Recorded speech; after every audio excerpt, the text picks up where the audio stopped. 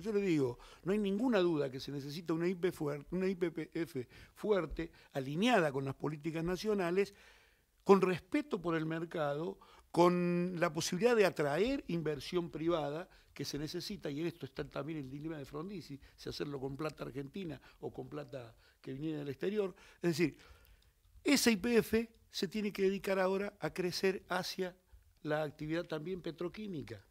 ¿Tiene que asociarse con la Dow Chemical? Sí, tiene que asociarse. ¿Es extranjera la otra? Sí, es extranjera. Pero si está dispuesta a colaborar para el desarrollo de ese tipo de industrias, la Argentina se transformaría en poco tiempo, duplicando su polo petroquímico en Bahía Blanca, se transformaría en poco tiempo en proveedora de insumos industriales para el resto de Latinoamérica. Y con eso no solo nos fortaleceríamos nosotros, sino que fortaleceríamos Mercosur, UNASUR y Latinoamérica, que es el gran problema. Yo miraba en estos días, ¿no? Uno leyendo la historia se da cuenta que hubo una tarea muy planificada de dividir Latinoamérica. En su momento fue dividir los países. Y hoy se da cuenta que todas las tácticas están llevadas a dividir los países en su interior. Es como si alguien necesitara que los países entremos en discusiones que nos dividan, que impidan las uniones, ya no solo entre países, sino países adentro, de modo que no se pueda crecer, no se pueda ahondar. Yo cuando veo que se hace tanto ruido con el interior, con la pobreza en el interior, con lo mal que está en el interior, esto no está hecho para que en el interior piensen mal del gobierno nacional, está hecho para que en la capital piensen mal del gobierno nacional. Primero, porque no es cierto que no se haya avanzado en la lucha contra la pobreza. Y segundo, es como si estuvieran tratando de reinstalar civilización o barbarie en otros términos, muy parecidos a los de Sarmiento. Civilización, solo la capital y algún lugar concentrado del país, sí, y barbarie, las provincias. Y hay que recorrer las provincias para darse cuenta todo lo que se ha hecho. Yo sé que con eso no se ganan elecciones, con lo que ya se hizo, pero bueno, es una medalla en el pecho y algo a tener en cuenta, un antecedente que debe valorarse para conformar un voto inteligente. En ese tono está un texto que escribió Menfo Giardinelli en la contratapa de página 12, muy recomendable, sobre lo que ocurre en Chaco, ¿no? Donde Menfo dice, bueno, obviamente faltan cosas, pero lo que se hizo es inmenso, es un trabajo que se viene haciendo hace mucho tiempo y se están levantando deudas históricas, dice, no es algo que se soluciona un día a otro. Y empieza a enumerar este hospital que ahora está, antes no estaba, esta ruta que ahora está, antes no estaba. Muy buena nota de Menfo Giardinelli. Marquitos. Sí, bueno, hablaba Carlos acerca de cómo se tipifica la situación en las provincias, ¿no? Roberto mencionaba que Chaco. La discrimina. Claro, tal cual. Y la última noticia dice que en Tucumán la oposición se va a retirar del escrutinio definitivo. Esto porque hubo una falla en las cámaras y todo esto. Y bueno, lo que vimos en Tucumán, de alguna manera, está reflejado en sus palabras, ¿no? Eso es peor porque, digamos, yo digo que hay varias acciones solapadas. Ajá. Hay quienes necesitan debilitar a los gobiernos. Hay quienes necesitan debilitar a los partidos políticos. Hay quienes necesitan desprestigiar a la política. Y hay políticos que pensando que van a sacar una ventaja circunstancial, se prestan al desprestigio de la política y solapan su acción con los otros. Claro. Digamos, como hay, hay un sueño clarinesco, digamos, Mañeto, ¿qué necesita? Mañeto necesita que el próximo gobierno no siga adelante con la aplicación de la ley de medios. ¿O ustedes se creen que está interesado en la democracia cuando ponen en las tapas lo que ponen? Los que quemaron las urnas eran del partido de Cano.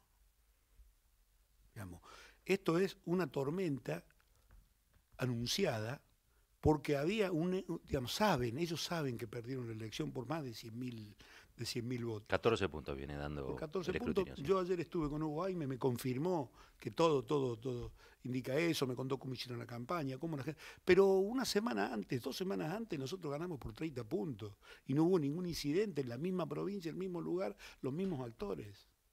Se trata de tomar a Tucumán como primero porque no quieren un efecto contagio, que la gente vea, y ahora están contra Coqui, que va a tener un triunfo, que ya tuvo un triunfo espectacular. Claro, en las PASO. En las PASO, en Chaco. Quieren ensuciar eso para evitar el efecto contagio, porque ponen todo su objetivo en lograr una segunda vuelta, Es decir, todo el trabajo es impedir que nosotros ganemos en primera vuelta pensando que en la segunda vuelta es lo que les da mejores oportunidades. Entonces, lo lamentable es que haya políticos que se presten a esa idea pensando que cuando lleguen van a poder gobernar.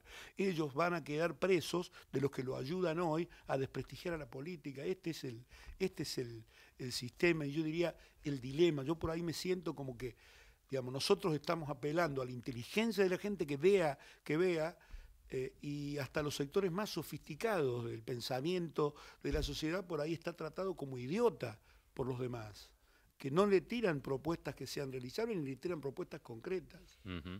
Carlos, a ver, planteabas recién un escenario de segunda vuelta donde está, bueno, toda la oposición tratando de llegar a manotazo, a empujón o como sea, a un escenario de segunda vuelta. También es cierto que el Frente para la Victoria puede evitar ese escenario si consigue esos 4 o 5 puntos que lo separan del 45%. ¿De dónde salen esos votos?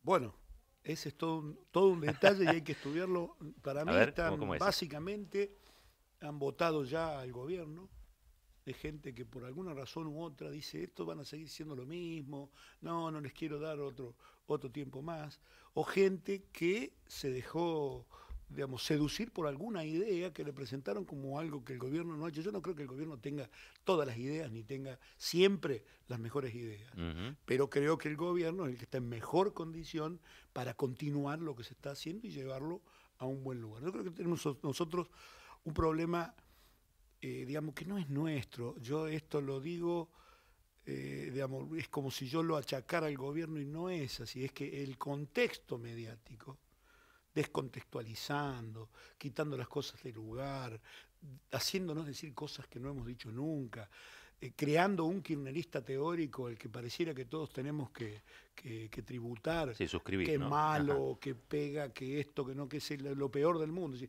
Lo peor de las calidades humanas, crean un barullo que nos impide ver lo que realmente pasa. Yo siempre digo esto, la palabra no dice nada y al mismo tiempo lo oculta todo. Una tapa de Clarín no dice nada y al mismo tiempo trata de ocultar todo y ayudar a los que ellos quieren ayudar con un objetivo muy concreto. Yo recuerdo, acá vuelvo a Néstor y digo, cuando Néstor decía que estábamos saliendo del infierno, porque él también enfrentaba también una lucha mediática diaria. Sí. Entonces, ¿cómo lo expresaba? Con mucha simpleza, estamos saliendo del infierno. Y yo digo, esa metáfora tenía la virtud de hacernos sentir a los argentinos con los pies más calientes que la cabeza.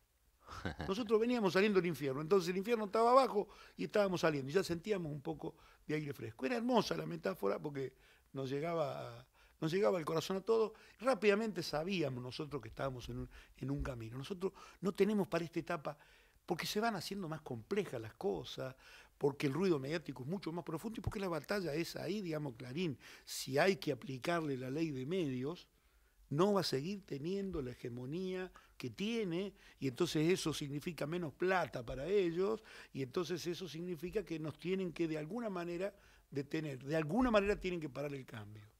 Alguien tiene que venir debilitado en el gobierno con 3 tapas y decirle, sí, ¿qué quiere, señor? ¿Cómo quiere que siga su empresa? Ah, ¿quiere esta empresa que está en este paraíso fiscal? Bueno, está bien, no importa. Esta otra en otro paraíso fiscal, bueno, está bien, no importa. Y bueno, sigan como están, que está todo bien. No es así. Eso sería que la política vuelva a estar delegada en las corporaciones. Y eso es lo que nosotros venimos tratando de no hacer y logrando éxitos en esa lucha. Y digo, ¿cuál sería la metáfora? ¿Qué sé yo? Acordémonos, nosotros subimos un barco en el 2003 que estaba todo roto. Estaba todo roto, le entraba agua. La primera tarea que hacer era sacar agua de adentro del barco. Se soldó, se le terminó el casco. Hemos logrado, digamos, arreglar los camarotes de más abajo, los más, digamos, los más pobres. Y todavía no hemos llegado a darle a los que están en primera el camarote que les gustaría tener, ¿cierto? Pero en el medio de arreglar ese barco, ponerlo en condiciones, lo pusimos en rumbo y tenemos un destino y ya estamos prácticamente llegando, porque ya se ven gaviotas, esto que te digo de YPF, el ARSAT, los pibes que están estudiando en la Argentina, los chicos que están, chicos de 35, 37 años, que están custodiando las centrales nucleares acá nomás en Zárate, lo que está haciendo el pueblo argentino en cuántos terrenos indican que la tierra ya está cerca, que estamos llegando. El tema es, nosotros tenemos que, a la par de esa metáfora, tener las 4 o 5 cosas básicas que sean bien ejemplificativas de lo que queremos hacer. ¿Cómo? Estamos dispuestos a asumir los desafíos que plantea la nueva etapa y a superarlos. Porque no es que sea más fácil que lo que fue para Cristina. Te tomo la metáfora. De ese barco, a ver, tiene una capitana, claramente. ¿Qué lugar ocupa Scioli? Y va a tener que hacerse cargo del timón. Cualquiera. No solo Scioli. Scioli, Macri. Porque esta es una cuestión que nosotros, desde el kirchnerismo, planteamos. Sí, bueno, va a ser... ¿quién va a tomar el lugar de Cristina? Nadie. No puede tomar nadie el lugar de Cristina. La interlocución que tiene Cristina con la sociedad no la puede tomar nadie. Salvo que se la gane. Salvo que se la gane. Es evidente que ella es la centralidad en la política argentina de hoy.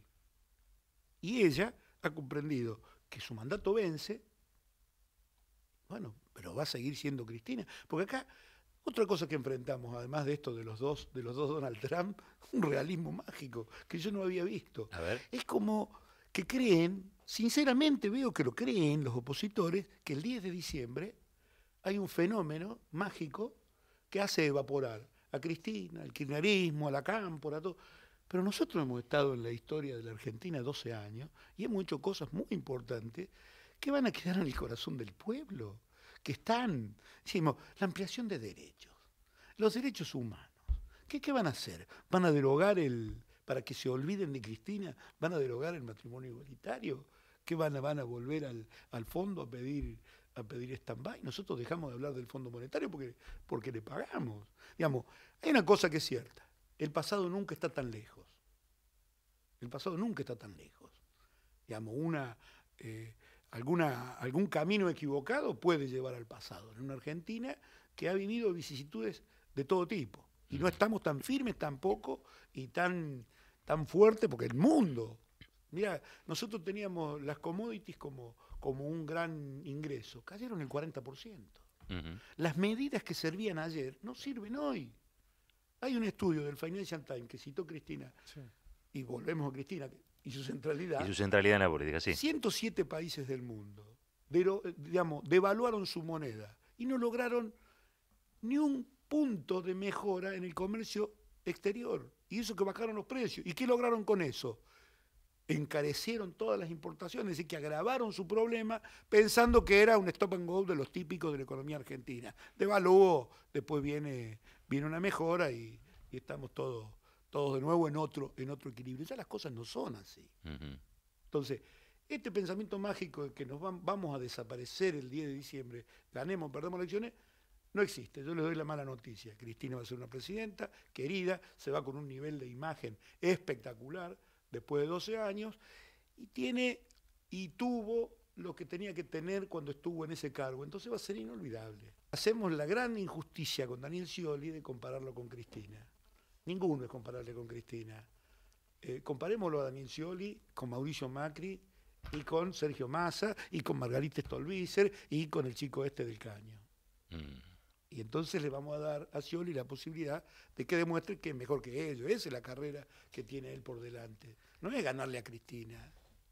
Zanini, les reclaman, por un lado, bueno, la última campaña fue esta de la pobreza, ¿no? El chico que murió en el Chaco. Y por otro lado, otra de las cosas que agitan desde la oposición es necesitamos más seguridad en este país, no se puede vivir tranquilo. ¿Cuál va a ser la política de seguridad de Scioli Zanini?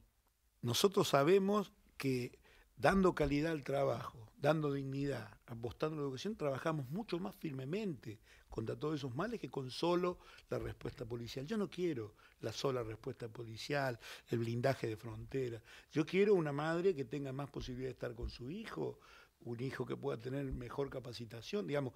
Es una cosa un poco más integral que como se la plantea habitualmente. Claro, perdón, desde algunos sectores los acusan de ultragarantistas. ¿Pero qué es lo que será eso? Mire, yo creo que hay que volver a rever las palabras. Mi mujer me lo dice mucho, porque uno que ha tenido una cierta historia usa las palabras como si no hubiera cambiado nada. A mí me pasó el otro día que hablaba yo, había ido a ver una obra de teatro, La Jaula de las Locas. Digo, esta obra no se podía haber escrito en la Argentina hoy. Se escribió hace 60 años en otro mundo. Claro. En la Argentina de hoy, la crisis de ir a decirle al papá, mirá, me voy a casar y que los padres sean homosexuales, se daba antes, digamos. Hoy es mucho más, está mucho más relajado. Y yo y lo digo en un discurso, hay una escena terrible que marca cómo la discriminación se nos mete adentro y se le mete adentro también al protagonista de la discriminación, se autodiscrimina, ¿no? Que en una escena final aparecen los dos vestidos de mujer y la pareja no era así, la pareja era un hombre, una supuesta mujer, un supuesto hombre, alguien así, digamos, distintos en ese sentido. Y el uno le dice al otro, ¿pero qué? ¿Van a creer que somos una pareja de lesbianas ahora? ¿No? Se estaban discriminando, le había entrado tanto que se estaban discriminando.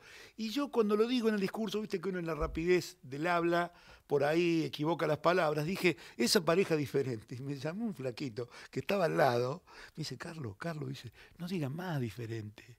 No se dice, eso ya, no, por eso es matrimonio igualitario.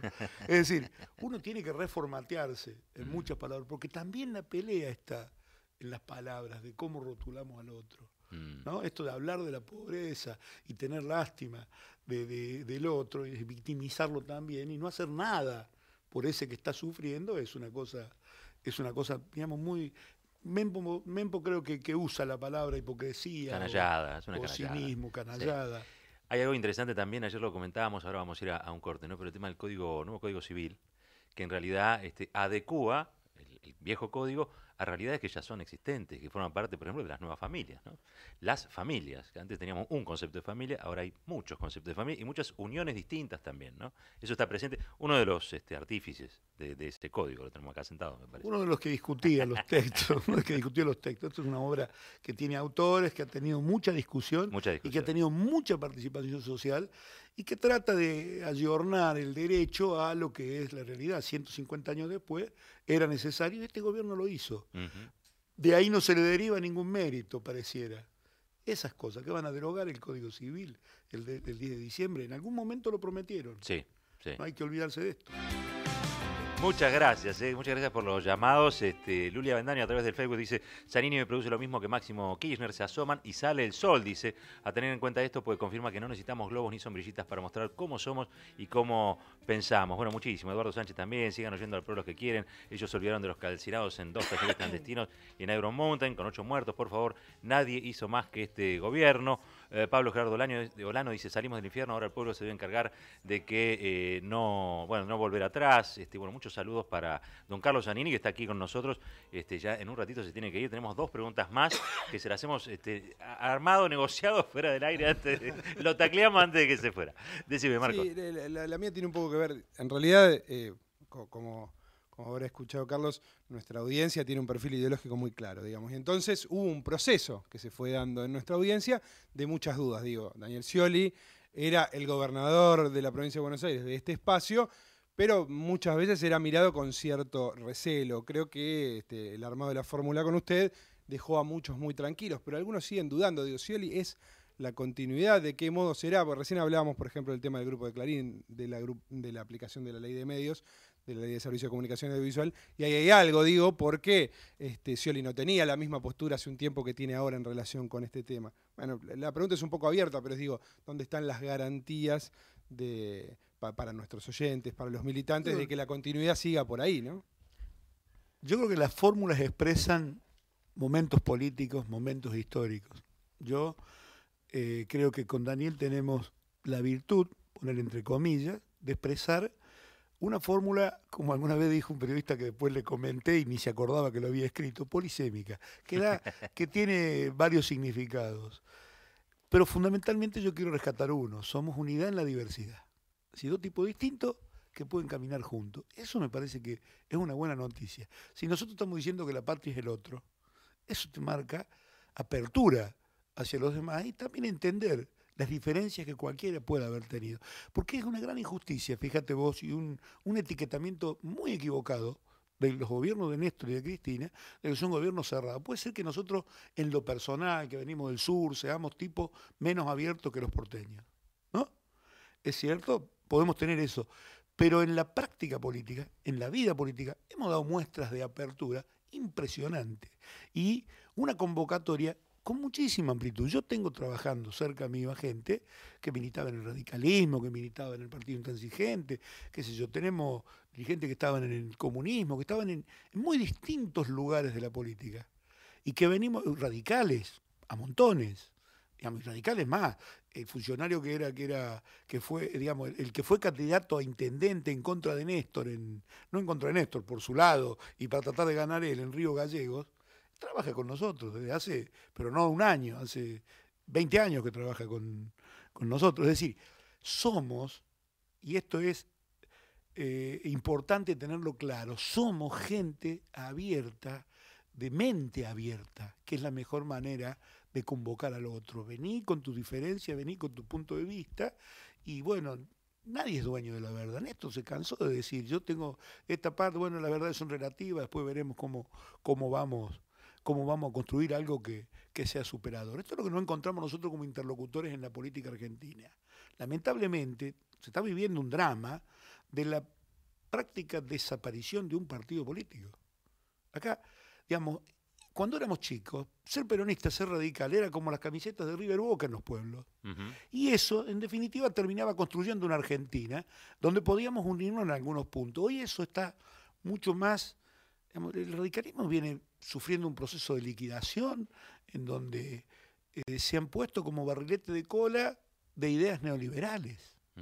Alfonsín, yo no lo voté, pero había cosas que yo le reconocía que eran valores, que eran cosas que había que hacer y digo, pucha, al final fue mejor que ganara Alfonsín en aquel momento, en los términos de la historia, porque aquel peronismo no me gustaba, no me terminaba de gustar de todo, sobre todo porque tenía un compromiso con el pasado que era muy negro. Nosotros hemos abierto incluso el peronismo. El secretario de Derechos Humanos del peronismo es Juancito Cabandier. Fue Juancito Cabandier desde hace bastante tiempo. Es decir, hay toda una revisión, una recuperación de lo mejor de la historia argentina y una superación también de traumas. Nosotros no podemos creernos el discurso del adversario que nos quiere decir cómo somos. Nosotros tenemos que aprender a analizarnos nosotros y vernos. No es cierto que seamos gente autoritaria o gente que esto o todos los rótulos que nos han puesto, pero te lo ponen tanto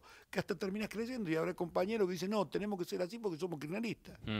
Y esto claro, no es te terminás así. creyendo el estereotipo.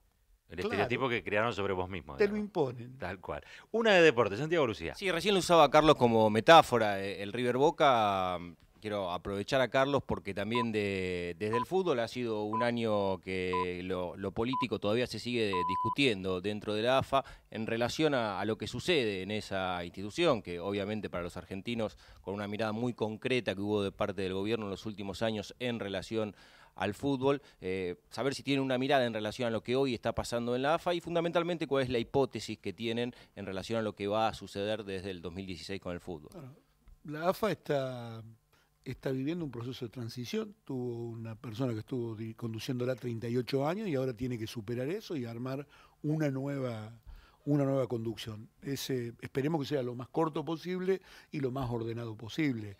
En lo que al gobierno interesa, la recuperación del fútbol también fue un logro de este gobierno. Digamos, el fútbol gratuito para todos es uno de los derechos que hemos integrado con mucho disgusto para quienes hacen el negocio del fútbol. Esto es, si alguien que conoce del negocio mundial de las transmisiones televisivas se pone a mirar esto y dice en la Argentina ya no es mercado para nosotros, porque ahí el fútbol se pasa gratis, entonces no puede ser utilizado como lo utilizaba Mañeto, como bandera o insignia para ir comprando cables, porque el mecanismo que aprendió cuando le dieron papel prensa, de comprar los diarios a partir de sujetarlos desde el papel, lo utilizó después cuando era socio de Julio Grondona Mañeto, lo utilizó después para ir comprando los cables del interior y armar este imperio mediático que es desconocido en otro nivel del mundo, porque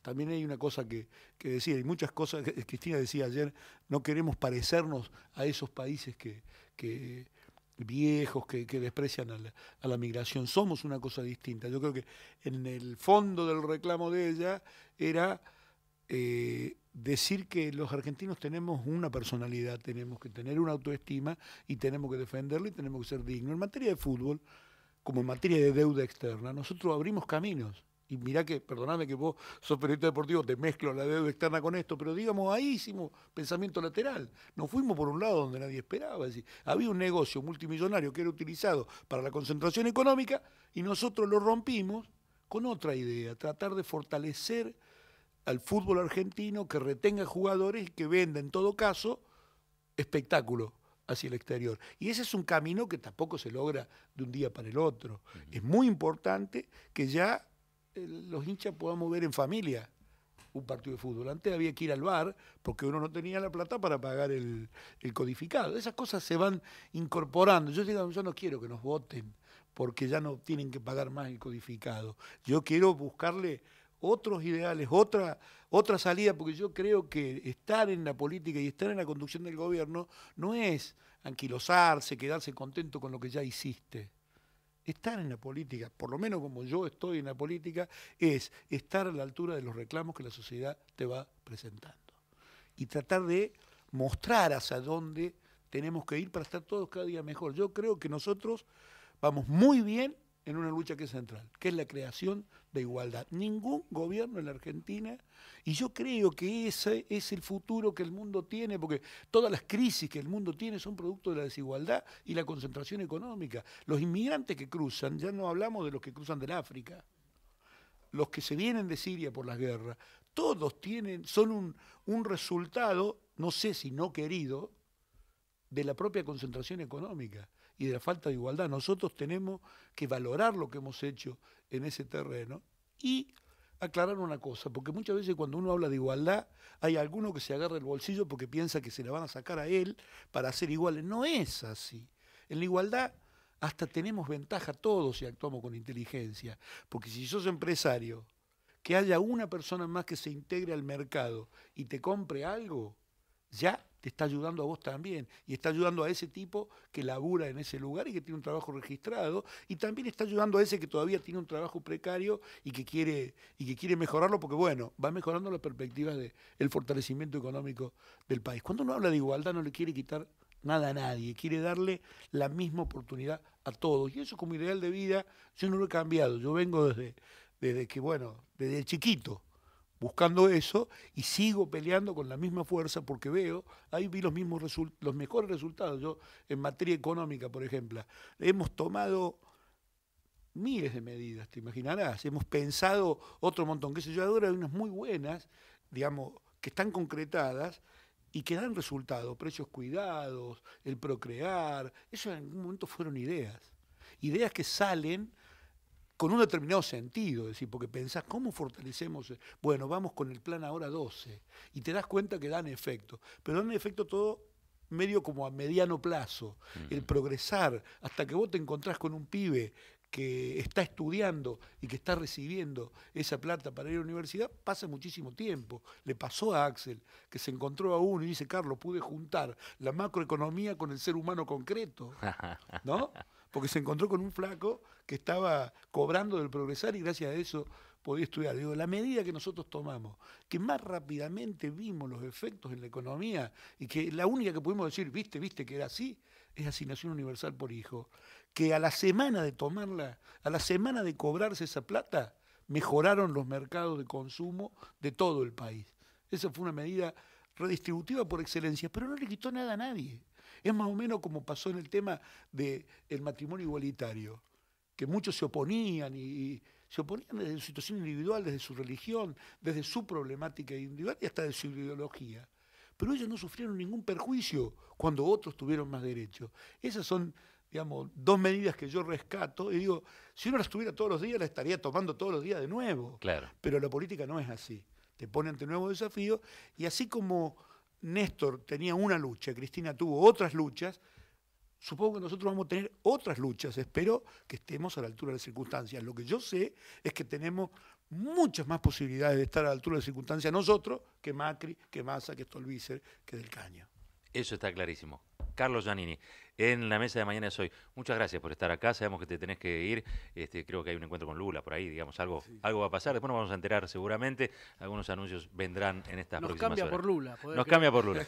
Carlos, gracias por estar acá. Gracias. Con Lula, sí. No, gracias por el tiempo, está muy solicitado, digamos, no solamente por el tema de la campaña, sino también es una voz codiciada en términos de explicación, me parece que ha quedado claro qué lugar ocupa en la fórmula y también ha quedado claro qué cosas representa, me parece, Carlos Zanini en esta fórmula del Frente para la Victoria. Bueno, nos vemos el 26 y 27 de octubre, por ahí. Espero. Un abrazo grande.